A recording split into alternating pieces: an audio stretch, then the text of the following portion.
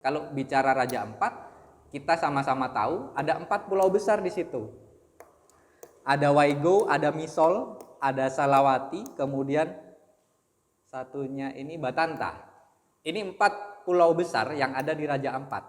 Kenapa disebut Raja Ampat? Karena berdasarkan fakta historis, ini merupakan wilayah dari 4 kerajaan kuno yang ada di wilayah timur di Indonesia. Alhamdulillah saya pernah lihat. Jadi luar biasa. Jadi bagi saya cukup ke Raja Ampat daripada harus ke Maldives. Oh, Luar berarti biasa Dengan sekali. sudah pernah di Raja Ampat, Alhamdulillah Bapak? sudah pernah diberikan Wow. kesempatan untuk bisa sampai ke sana. Walaupun dengan effort yang luar biasa ya. Jadi kalau ditanya apakah beban atau berkah? Kalau dibilang beban, itu bukan merupakan beban karena itu merupakan salah satu upaya untuk menjaga keutuhan bangsa dan negara.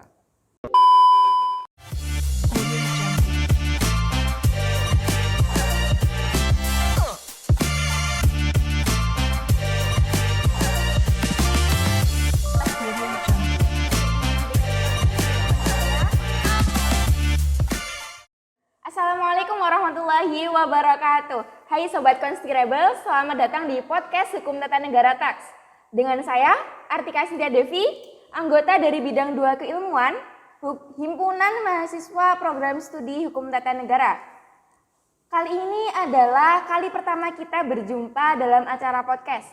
Dalam acara podcast ini, kita akan membahas isu-isu terkini yang akan ditemani oleh pemateri kita yang sangat hebat pada kesempatan kali ini, yakni Bapak Ahmad Faris Pujudan SHMH. Selamat pagi Bapak. Selamat pagi Mbak Artika.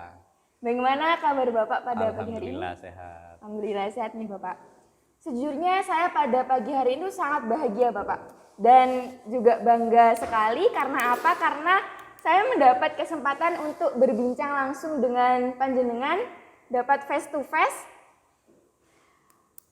FYI, sedikit cerita teman-teman, mengapa kita memilih Pak Faris sebagai narasumber di podcast perdana kita kali ini? Karena jika orang hukum itu identik dengan orangnya yang kaku, keras, kemudian seram dan menakutkan, tentunya berbeda sekali dengan Bapak Faris ini. Karena beliau ini sangat hebat, Sobat Konspirables. Ya, untuk panggilan warga HTN itu adalah Sobat Konspirable ya. Lanjut, karena jika orang hukum di luar sana dikenal dengan orang yang keras tadi, kaku dan seram menakutkan, tentunya berbeda dengan beliau. Karena selain beliau itu memiliki senyuman yang manis, beliau ini bisa menyampaikan dengan asik, humoris dan menyenangkan. Bismillah, nilai A+ nih Bapak. NIM-nya 07 Bapak. Oke, tanpa berlama-lama lagi, tema podcast kita kali ini adalah Suara Hukum Raja Ampat, otonomi khusus membawa berkah atau beban. Seperti yang sudah kita ketahui, sekarang di sosial media itu sedang hangat diperbincangkan mengenai suara hukum di Raja Ampat, penambangan hukum di Raja Ampat. Ini sebenarnya ada apa sih di Raja Ampat? Isu-isu ini membuat saya bertanya-tanya, ini ada apa di Raja Ampat? Dan saya sudah sangat tidak sabar, tentunya saya sudah sangat excited untuk mendengarkan penjelasan dari Bapak Faris itu sendiri. Bagaimana Bapak? Sebenarnya apa latar belakang pemerintah dalam pemberian izin atas tambang di Raja Ampat itu Bapak? Baik, kalau kita bicara tentang Raja Ampat, sebenarnya sebelum kita bicara spesifik tentang Raja Ampat, ada beberapa hal sebenarnya yang perlu kita tarik ke belakang. Jadi kalau Mbak Artika ingin tahu lebih jauh tentang Raja Ampat, bisa kita cek dulu. Kalau tadi pertanyaannya temanya tentang otonomi khusus. Otonomi khusus itu dimiliki oleh Provinsi Papua Barat Daya. Jadi kalau Mbak Artika ngetrek ke belakang, Raja Ampat ini merupakan salah satu kabupaten di Provinsi Papua Barat Daya, yang provinsi ini merupakan provinsi yang paling baru yang ada di Indonesia. Jadi provinsi yang ke-38 berdasarkan Undang-Undang Nomor 29 Tahun 2022. Jadi Provinsi Papua Barat Daya ini merupakan provinsi terbaru, provinsi ke-38, otomatis menjadi provinsi yang termuda, di mana di dalamnya itu ada 5 wilayah administratif. Ada ada 6 wilayah administratif, ada 5 kabupaten dan 1 wilayah kotatif. Sorong, Sorong Selatan, Tambrau, Mai Barat, kemudian Raja Ampat, yang 1 wilayah kota Sorong. Jadi ada 6 wilayah administratifnya. Nah, Raja Ampat ini menjadi salah satu wilayah administratif dari Provinsi Papua Barat Daya yang dalam tanda kutip mendapatkan otonomi khusus dari pemerintah. Kalau dicek di Undang-Undang Nomor 29 Tahun 2022, berarti kan nanti bisa lihat bahwa tujuan dari pemekaran Provinsi Papua yang kemudian ada Provinsi Papua Barat Daya itu adalah yang pertama mempercepat pemerataan pembangunan, kemudian yang kedua peningkatan pelayanan publik, dan yang ketiga adalah dia mengangkat harkat dan martabat orang asli Papua. Jadi ada 3 itu di dalam norma terkait dengan pemekaran Papua yang kemudian ada Provinsi Papua Barat Daya. Kemudian dari sini kemudian wilayah Papua Barat Daya ini mendapatkan otonomi khusus berdasarkan konsep otonomi daerah yang ada di Indonesia. Kalau di track lagi ke atas, konsep dalam Undang-Undang Dasar pasal 18A, 18B dan seterusnya. Jadi Papua Barat Daya ini dia kemudian punya kekuasaan khusus untuk menjalankan pemerintahan di wilayahnya berdasarkan kekhasan wilayahnya. Nah, otonomi khusus ini yang kemudian menjadikan dia memiliki keistimewaan dibanding wilayah-wilayah administratif yang lain yang ada di Indonesia, provinsi yang lain yang ada di Indonesia. Seperti yang Mbak Artika tahu bahwa provinsi atau wilayah yang ada di Indonesia yang diberikan otonomi khusus itu amat sangat sedikit sekali. Kenapa diberikan otonomi khusus? Pasti ada alasannya. Contoh, ada konflik multidimensional, kekhasan wilayah administratif. Misalkan dia punya sumber daya alam yang melimpah dan sebagainya. Kemudian yang ketiga berdasarkan aspek historis seperti yang diberikan kepada Jogja dan sebagainya. Kemudian yang tidak kalah penting adalah mencegah disintegrasi bangsa. Jadi menjaga keutuhan NKRI. Seperti contohnya ada perjanjian Helsinki yang kemudian memberikan otonomi khusus kepada Aceh, kalau Mbak Atika ingat. Jadi itu yang kemudian mendasari kenapa kemudian Papua Barat Daya ini diberikan otonomi khusus. Kalau pertanyaannya berkah atau beban, jadi berkah atau beban ini kita lihat dulu dari 3 tujuan pembentukan Provinsi Papua Barat Daya ini, apakah ini sudah terlaksana secara optimal? Contoh tadi, misalkan yang pertama, mempercepat pemerataan pembangunan tadi. Bisa kita amati bahwa terkait dengan pembangunan, khususnya di wilayah Indonesia Timur, rata-rata itu tertinggal daripada wilayah Indonesia Tengah atau Indonesia Barat. Kenapa? Berarti ada permasalahan di situ. Kenapa itu tidak bisa terlaksana? Kemudian yang kedua, terkait dengan tujuan pemekaran, tujuan otonomi khusus, peningkatan pelayanan publik. Bagaimana kualitas pelayanan publik yang diberikan oleh pemerintahan daerah terhadap warga negara di wilayah otonomi khusus itu. Kita bisa amati, kita bisa sama-sama amati bagaimana kualitas pelayanan publik di wilayah Papua Barat Daya, khususnya di Raja Ampat.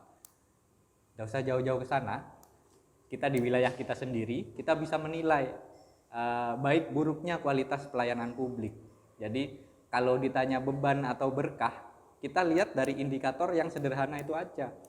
Kemudian yang ketiga tidak kalah penting, mengangkat harkat dan martabat orang asli Papua. Ini 3 tujuan ini untuk memekarkan, kemudian 3 tujuan ini alasan pemberian otonomi khusus kepada Papua Barat Daya. Itu yang harus kita pahami bersama, di mana di dalamnya terdapat Raja Ampat. Kendalanya kemudian dari 3 ini, yang pertama perencanaan yang tidak tepat, perencanaan atas pelaksanaan pemerintahan di tingkat daerah. Yang kedua, manajemen pemerintahan daerah yang tidak siap dalam rangka menjalankan pemerintahannya berdasarkan otonomi khusus yang diberikan. Kemudian yang ketiga, ini isu krusial dan sensitif, pengawasan terhadap penggunaan dana otonomi khusus. FYI, saya pakai bahasa Mbak Artika, FYI, otonomi khusus itu dia punya dana yang luar biasa besar, yang itu berbeda dengan dana yang dimiliki oleh provinsi lain yang ada di Indonesia. untuk medio 2024, Papua Barat Daya itu punya 11,38 triliun. Bayangkan, hanya untuk 6 wilayah administratif dia punya 11,38 triliun. Kemudian berikutnya, yang keempat, kurangnya pemahaman masyarakat terkait dengan otonomi khusus yang diberikan. Jadi masyarakat itu cenderung abai terhadap otonomi khusus, atau bahkan dia merasa jumawa bahwa dia ini wilayah khusus sehingga kemudian bisa melakukan apa saja. Nah, kemudian yang tidak kalah penting lagi, ada konflik kepentingan. Ada konflik kepentingan serta penyalahgunaan kewenangan. Konflik kepentingan dan penyalahgunaan kewenangan. Yang terakhir, tapi tidak mengesampingkan yang tadi awal yang saya bicarakan, adalah terkait dengan lemahnya penegakan hukum. Ini permasalahan mendasar yang tidak hanya menimpa provinsi atau wilayah-wilayah yang tidak diberikan otonomi khusus, tapi juga ini terjadi pada wilayah-wilayah yang dia punya otonomi khusus. Kalau tadi terkait dengan Raja Ampat misalkan, kita sama-sama tahu bahwa Raja Ampat ini merupakan miniatur surga dunia. Kalau kata UNESCO itu Raja Ampat ini miniatur surga dunia, karena Raja Ampat ini Great Coral Reef dunia itu ada di Raja Ampat. 75% koral, varietas koral dunia itu ada di Raja Ampat. Bayangkan, 75% dari keseluruhan dunia. Kemudian ada lebih dari 500 spesies ikan endemik yang itu terancam punah, dengan 600 lebih spesies moluska yang tidak bisa ditemukan di wilayah yang lain. Itu yang menjadikannya istimewa Raja Ampat. Kalau bicara Raja Ampat, kita sama-sama tahu ada 4 pulau besar di situ. Ada Waigo, ada Misol, ada Salawati, kemudian satunya ini Batanta. Ini 4 pulau besar yang ada di Raja Ampat. Kenapa disebut Raja Ampat? Karena berdasarkan fakta historis, ini merupakan wilayah dari 4 kerajaan kuno yang ada di wilayah timur di Indonesia. Nah, apakah cuma 4 itu saja? Enggak. Ada lebih dari 1.400 pulau-pulau kecil yang menjadikannya lebih istimewa lagi. Jadi selain kaya flora, kaya fauna, secara geografis dia juga luar biasa. Jadi kalau pingin tahu Maladewa ya, kalian cukup ke Raja Ampat saja, itu sudah jauh lebih bagus daripada Maldives. Kok tahu Pak? Saya pernah lihat. Alhamdulillah. Belum pernah ke sana ya Bapak? Alhamdulillah saya pernah lihat. Jadi luar biasa. Jadi bagi saya cukup ke Raja Ampat daripada harus ke Maldives. Oh. Luar biasa sekali. Alhamdulillah Bapak? sudah pernah diberikan kesempatan untuk bisa sampai ke sana. Walaupun dengan effort yang luar biasa ya. Kemudian terkait dengan Raja Ampat tadi, isu terkini adalah terkait dengan pertambangan. Ya. Pertambangan nikel ya, pertambangan nikel. Nah, tadi saya ceritakan bahwa kalau kita bicara terkait dengan tujuan pemekaran, tujuan pemberian otonomi khusus, berdasarkan Undang-Undang Nomor 29 Tahun 2022, salah satunya adalah mempercepat pemerataan pembangunan, kemudian peningkatan pelayanan publik. Nah, pertanyaannya kemudian, apakah kemudian eksploitasi terhadap sumber daya alam ini boleh dilakukan di wilayah yang diberikan otonomi khusus? Nah, kalau kita cek yang terjadi di Kabupaten Raja Ampat, ada beberapa perusahaan yang itu dia sudah mendapatkan izin untuk melakukan pertambangan nikel. Izin usaha pertambangan. Pertanyaannya kemudian, izin itu diberikan oleh siapa? Berdasarkan Undang-Undang Nomor 4 Tahun 2009, kemudian yang diperbarui dengan Undang-Undang Nomor 3 Tahun 2020 tentang pertambangan mineral ya. Jadi IUP, izin usaha pertambangan ini dikeluarkan oleh Kementerian ESDM. Oke. Dalam arti bahwa izin ini diberikan oleh pemerintah pusat. Nah, tapi pertanyaannya kemudian, apakah hanya pemerintah pusat yang bertanggung jawab? Tidak juga. Karena pemerintah daerah turut bertanggung jawab. Kenapa? Karena kabupaten dan provinsi itu turut untuk memberikan izin dalam rangka pengurusan IUP yang dikeluarkan oleh Kementerian ESDM. Nah, Ini yang kemudian menjadi pertanyaan besar. IUP yang dikeluarkan oleh Kementerian SDM ini terbit atas inisiasi dari siapa, atas inisiasi dari siapa, dan atas rekomendasi dari kabupaten atau provinsi mana. Pertanyaannya ke situ. Kemudian pertanyaannya berdasarkan Undang-Undang Kehutanan, ya. Jadi wilayah Raja Ampat ini merupakan wilayah konservasi. Iya. Ada wilayah hutan produksi, ada wilayah hutan lindung, ada wilayah hutan konservasi. Di wilayah darat Raja Ampat itu merupakan wilayah konservasi. Sementara berdasarkan Undang-Undang Kehutanan tidak dibenarkan dan tidak diperbolehkan dengan alasan apapun wilayah konservasi ini dilakukan pertambangan baik itu terbuka maupun tertutup. Izin yang bisa diberikan terhadap pemanfaatan wilayah konservasi salah satunya adalah izin untuk pemanfaatan penelitian dan pendidikan. Izin yang lain yang bisa diberikan adalah izin untuk usaha terkait dengan wilayah wisata. Itu bisa diberikan. Tapi untuk pertambangan sama sekali tidak diberikan ruang untuk wilayah konservasi, pertambangan baik itu secara terbuka maupun tertutup. Kalau hutan produksi oke, pertambangan bisa tertutup. Pertambangan tertutup itu pertambangan yang di bawah tanah, itu yang tertutup. Kalau terbuka itu untuk hutan lindung masih bisa. Kalau terbuka itu untuk hutan produksi, kalau hutan lindung itu tertutup, kalau konservasi sama sekali tidak boleh. Yang terjadi sekarang di Raja Ampat adalah pertambangan secara terbuka. Di wilayah konservasi. Di wilayah Raja Ampat. Raja Ampat itu kabupaten yang merupakan wilayah konservasi. Semua. Jadi tidak hanya 4 pulau besar, beserta 1.400 lebih pulau kecil yang ada di situ, sekaligus wilayah perairan yang ada di situ. Undang-Undang Dasar pasal 33, bumi, air, dan kekayaan yang terkandung di dalamnya dikuasai oleh negara guna dipergunakan sebesar-besar kemakmuran rakyat. Pertanyaannya kemudian, PT yang punya izin usaha pertambangan itu merupakan BUMN atau bukan? Pertanyaan yang timbul berikutnya, jika PT ini BUMN, jika PT ini adalah BUMN, kenapa kemudian negara yang harusnya menggunakan instrumen hukum untuk memberikan kesejahteraan masyarakat, malah kemudian melanggar instrumen hukum di mana yang harus itu menjadi landasan dalam rangka dia menjalankan tugasnya dalam rangka memberikan kemakmuran kepada masyarakat?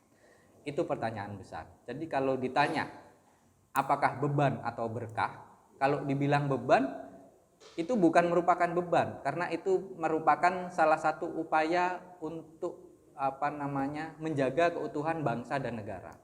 Kalau dibilang berkah, sudah pasti berkah luar biasa bagi masyarakat Papua Barat Daya. Pertanyaannya kemudian, apakah itu beban atau berkah? Apakah tujuan pembentukan Provinsi Papua Barat Daya ini yang di dalamnya terdapat Kabupaten Raja Ampat ini sudah sesuai atau tidak dalam pelaksanaannya, dalam implementasinya? Pertanyaannya ada di situ. Kalau pendapatnya Lawrence Friedman, kalau kita menganalisa hukum apakah berjalan atau tidak, kita bisa lihat dari 3 aspek, substansi, struktur, dan kultur. Masih ingat kan? Masih. Ya. Secara substansi aturan udah oke. Tapi struktur yang menjalankan aturan bagaimana dan kultur masyarakatnya bagaimana? Kebiasaan masyarakat yang ada di situ, Bapak. Ya, apakah benar-benar masyarakat mau menjaga kekhasan wilayahnya yang kemudian diberikan hak istimewa berupa wilayah konservasi atau tidak? Seperti itu. Kemudian strukturnya, dia melindungi masyarakatnya atau malah mengeksploitasi masyarakatnya. Jadi meningkatkan kesejahteraan masyarakat itu bukan dengan cara mengeksploitasi sumber daya alam, apalagi secara berlebihan. Solusinya bagaimana? Misalkan tawarannya jadikan itu zona wisata eksklusif. Jadi jangan kemudian diberikan ruang sedikit pun untuk izin pemberian izin usaha pertambangan itu, karena berdasarkan instrumen hukum sudah jelas bahwa itu tidak diperbolehkan dengan alasan apapun. Itu. Kalau alasannya misalkan pasal 33, justru pasal 33 ini harusnya memberikan perlindungan kepada masyarakat Raja Ampat itu sendiri. Kita sudah sama-sama tahu di Sulawesi, nikel di Sulawesi, kemudian di Maluku sana, Ya. bagaimana dampak kerusakan ekosistem yang terjadi, kerusakan lingkungan yang terjadi, bagaimana dampaknya. Sementara setelah pertambangan yang terjadi di Sulawesi dan Maluku itu tadi, reklamasi lokasi tambang itu tidak dilaksanakan secara maksimal. Maka yang terjadi adalah yang pertama kali terdampak adalah masyarakat sekitar. Bukan kita yang ada di Pulau Jawa, tapi masyarakat sekitar. Kehilangan mata pencaharian, dia kesulitan untuk mendapatkan air bersih bahkan. Untuk air bersih bahkan. Yang semudah itu kita dapatkan di Pulau Jawa. Mereka kesulitan untuk mendapatkan itu. Dampaknya lagi bisa ke aspek yang lain. Banyak aspek-aspek yang lain dan yang itu menjadi ikut terdampak. Contoh di aspek ekonomi misalkan, bahan bakar.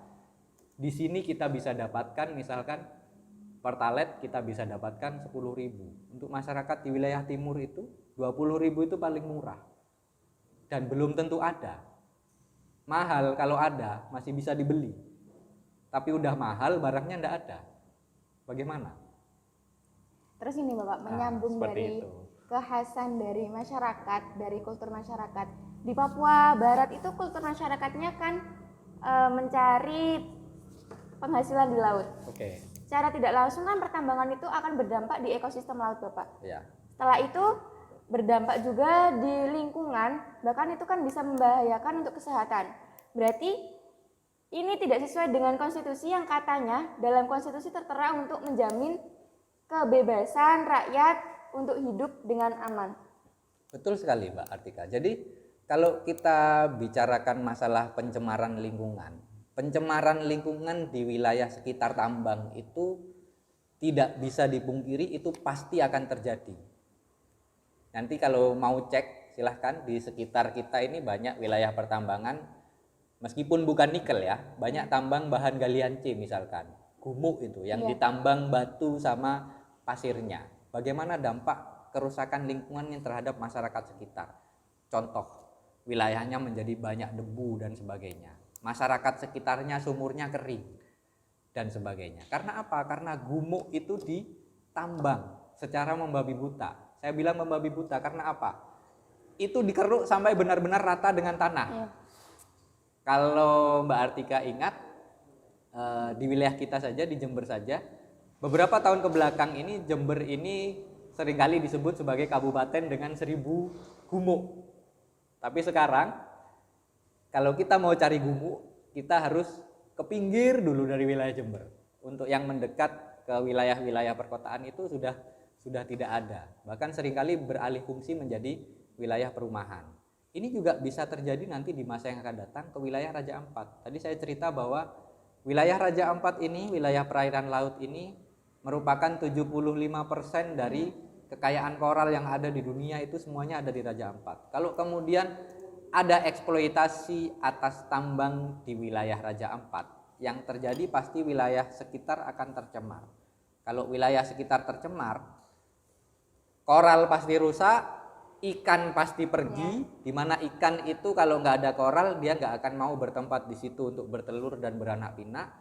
Yang kemudian moluskanya juga pasti ikut pergi. Yang pasti pertama terdampak pasti lagi-lagi masyarakat Raja Ampat yang tidak bisa lagi dia mencari sumber penghasilan dari biota laut yang selama ini mereka lakukan. Kalau kita lihat secara kasat mata, mereka masih menggunakan cara tradisional dalam rangka untuk mencari sumber penghasilan. Artinya eksploitasi yang mereka lakukan tidak akan dilakukan secara berlebihan. Mereka hanya memancing, kemudian menjaring. Jaring itu jaring volume kecil, dan mereka tidak menggunakan kalau di Jawa itu seringkali yang tertangkap itu dengan menggunakan pukat harimau yang akhirnya bakal merusak terumbu karang dan sebagainya. Itu tidak mereka lakukan. Jadi sebenarnya kalau kita lihat masyarakat Raja Ampat sendiri, masyarakat Raja Ampat itu amat sangat membutuhkan status konservasi yang benar-benar diberikan kepada wilayah Raja Ampat.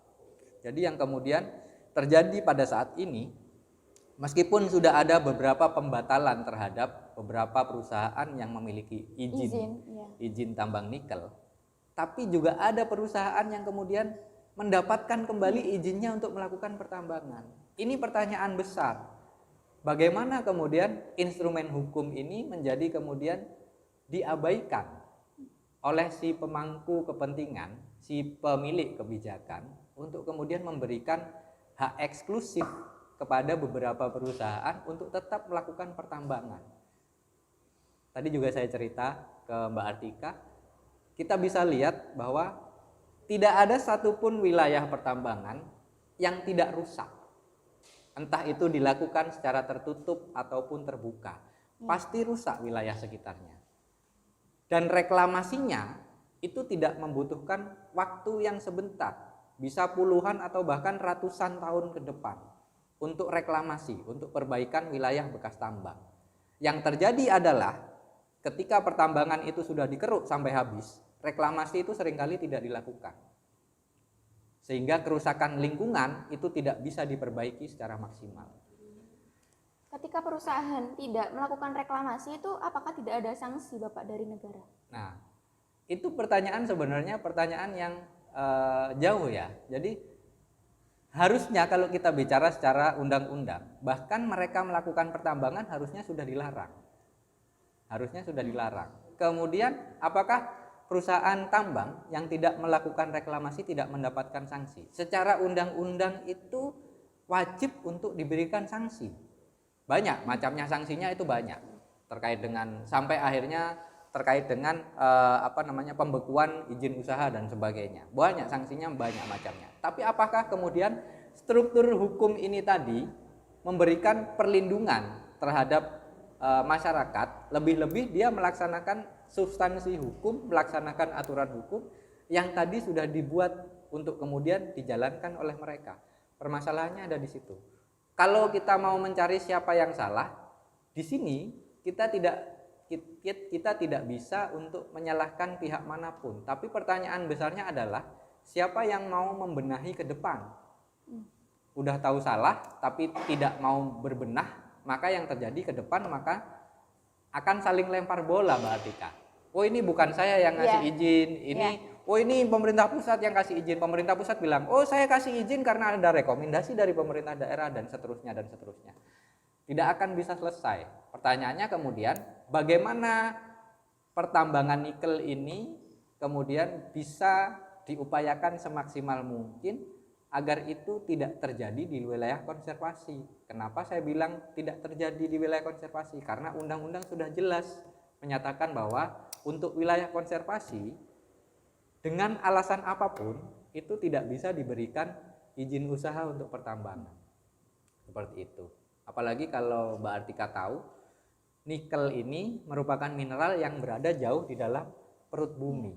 Otomatis wilayah atas tanah dan wilayah dalam tanahnya akan rusak dan itu akan berdampak pada seluruh ekosistem yang ada di Raja Ampat. Untuk perizinan pertambangan nikel ini apakah sama dengan pertambangan yang di Lumpur Lapindo waktu Bapak jelaskan di kelas itu Bapak? Itu apakah sebenarnya juga nggak boleh pertambangan Lumpur Lapindo itu? Baik, sebenarnya itu merupakan dua hal yang berbeda ya. Jadi kalau yang terkait dengan Lapindo itu merupakan hal yang berbeda dengan yang terjadi di Raja Ampat. Lapindo itu pertambangan yang itu dilakukan di wilayah pemukiman. Ya. Dan yang di Raja Ampat, pertambangan terkait dengan nikel, ini wilayah konservasi. Jadi untuk perizinan dua hal ini punya teknis yang berbeda. Nanti bisa dicek bahwa di Undang-Undang Nomor 4 2009 tentang pertambangan mineral dan batu bara serta Undang-Undang Nomor 3 tahun 2020 itu punya teknis yang berbeda. Kalau untuk case Lapindo itu kalau Mbak Artika ingat itu sudah ada jauh sekali di waktu yang lampau. Jadi dia masih pakai landasan hukum Undang-Undang Nomor 4 tahun 2009 di mana izin usaha ini masih bisa diberikan oleh pemerintah kabupaten serta pemerintah provinsi. Nah, untuk wilayah Raja Ampat berlaku Undang-Undang Nomor 3 tahun 2020 di mana ini dikeluarkan oleh Kementerian ESDM. Nah, pertanyaannya bagaimana bisa izin usaha pertambangan ini dikeluarkan atas wilayah konservasi? Ya. Tadi saya ceritakan bahwa berdasarkan berbagai macam kompilasi aturan yang tadi sudah saya sebutkan, tidak diberikan ruang sedikit pun untuk pemberian izin pertambangan terhadap wilayah konservasi. Beda halnya terhadap wilayah hutan lindung atau wilayah Hutan produksi. produktif. Itu lain cerita. Ini wilayah konservasi. Konservasi ini kasta tertinggi dalam perlindungan terhadap flora dan fauna yang ada di Indonesia, seperti itu. Jadi harusnya ini tidak diberikan semudah itu. Baik. Ketika ada izin usaha pertambangan itu kan pastinya pemerintah daerah juga mempunyai kewenangan kan Bapak. Ini di mana posisi pemerintah daerah untuk melakukan pengawasan terkait pertambangan yang ada di Raja Ampat itu Bapak? Oke, baik. Pertanyaannya adalah kemudian, jika kebijakan itu dikeluarkan oleh pemerintah pusat, bisakah pemerintah daerah menolak? Tidak bisa. Tidak bisa. Tapi pemerintah daerah kemudian bisa melayangkan protes misalkan, bahwa izin yang diberikan oleh pemerintah pusat ini terbukti secara masif dapat menimbulkan kerusakan lingkungan yang serius terhadap wilayah Raja Ampat. Ini yang harus kemudian menjadi pertimbangan krusial terkait dengan bagaimana pertambangan di wilayah-wilayah yang ada di Indonesia. Jadi permasalahannya adalah era 2025 ini pertanyaan mendasarnya adalah terkait dengan hilirisasi katanya sumber daya alam. Jadi pertanyaannya kemudian apakah sumber daya alam yang dieksploitasi tadi kemudian benar-benar dipergunakan bagi sebesar-besar kemakmuran rakyat, bukan untuk segelintir elit tertentu yang menyalahgunakan kekuasaan yang mereka miliki. Ini tantangan ke depan, sebagaimana yang tadi saya ceritakan, yang harus disikapi secara serius. Tantangan ke depan. Jadi penyalahgunaan kekuasaan serta penegakan hukum di tingkat daerah, apalagi daerah itu punya otonomi khusus. Kalau punya otonomi khusus itu dia punya kewenangan khusus yang itu berbeda dengan provinsi atau wilayah yang lain yang ada di Indonesia. Dan penegakan hukumnya pasti bisa lebih khusus daripada wilayah yang lain. Eman sekali, amat disayangkan sekali apabila kekayaan flora dan fauna yang ada di Raja Ampat situ kemudian dikesampingkan dengan alasan Indonesia merupakan penghasil nikel terbesar di dunia. Dengan alasan pertambangan nikel yang itu sangat dibutuhkan oleh dunia, kemudian merusak kekayaan flora dan fauna yang ada di Raja Ampat. Beredar berita, beredar video di mana-mana, segelintir orang yang menyatakan bahwa ini tidak merusak, ini tidak menimbulkan efek negatif kepada kami dan sebagainya. Segelintir, berapa persen dari keseluruhan masyarakat Raja Ampat? Segelintir itu tidak mencerminkan keseluruhan masyarakat yang ada di Raja Ampat. Kalau mau fair, coba bisa diadakan polling untuk seluruh masyarakat Raja Ampat. Pasti hasilnya akan mencengangkan. Pasti hasilnya akan mencengangkan. Terlebih kalau polling itu diberikan kepada masyarakat Indonesia yang ada ratusan juta. Pasti akan menyayangkan pemberian izin pertambangan nikel yang diberikan untuk wilayah Raja Ampat. Kita tentu nggak ingin terjadi seperti case Freeport misalkan, yang akhirnya kemudian dikuasai oleh perusahaan luar negeri. Meskipun kita punya saham di dalamnya, tapi mayoritas keuntungan yang didapatkan dari eksploitasi sumber daya alam di Freeport itu jatuh ke tangan luar negeri. Bukan berdasarkan pasal 33 digunakan sebesar-besar kemakmuran rakyat. Pertanyaannya pertambangan itu menguntungkan siapa? Seperti itu. Jadi kalau pertanyaan otonomi khusus beban atau berkah, lebih tepat pertambangan di wilayah dengan otonomi khusus menguntungkan siapa? Pertanyaannya seperti itu. Kemudian berkah atau beban, bukan beban dan pasti menjadi berkah. Jadi otonomi khusus itu bukan beban dan pasti menjadi berkah. Karena dengan diberikan otonomi khusus, maka wilayah yang dimaksud akan punya keleluasaan untuk mengatur wilayahnya sendiri, yang tentunya nanti akan berdampak positif terhadap keutuhan bangsa dan negara Indonesia. Seperti itu. Ini berarti otonomi khusus di Papua Barat itu sudah pasti berkah, akan tetapi pemerintahnya serakah ya Bapak? Astagfirullahaladzim Mbak Artika. Jadi ada hal-hal yang perlu dicermati terkait dengan kata serakah itu tadi. Serakah bukan tentu itu ada di pemerintah, kita sebut saja oknum. Oh iya. Kita sebut saja oknum. Karena pemberian izin itu memang dikeluarkan oleh lembaga, tapi izin itu ditandatangani oleh siapa? Dia yang paling bertanggung jawab atas pemberian izin. Bukan pemerintah secara keseluruhan. Oknum ya Bapak? Oknum. Kita Oknum. sebut saja oknum. Kita garis bawahi oknum. Walaupun banyak kita tetap sebut saja oknum. Walaupun Seperti itu. walaupun mayoritas tetap oknum ya. Walaupun mayoritas tetap kita framing dengan kata oknum. Karena kalau kita sebut pemerintah itu akan menjadi tidak adil bagi orang-orang yang duduk di pemerintahan yang dia benar-benar mencurahkan energi, tenaga, pikiran dan waktunya untuk masyarakat. Seperti itu. Oke, karena perbincangan kita sudah sangat panjang ya Bapak. Ya Allah silakan sampai lupa Bapak. Baik, saya dari tadi bertanya-tanya nih kapan ini akan ditawarkan untuk Silakan diminum. Bapak kopinya Baik. diminum. Terima kasih Mbak Artika. Karena perbincangan kita sudah sangat cukup panjang dan mungkin karena Pak Faris ada jadwalnya sangat padat ya. Luar biasa. Sobat Constirables. Terima kasih banyak Bapak Terima kasih, Faris sama-sama, sudah Mbak Tika. meluangkan waktunya untuk berbincang dengan kami, dengan saya dan dengan Sobat Constirables. Semoga perbincangan kita dalam podcast kali ini menambah ilmu untuk kita semua. Terima kasih, tunggu di podcast selanjutnya ya. Bye.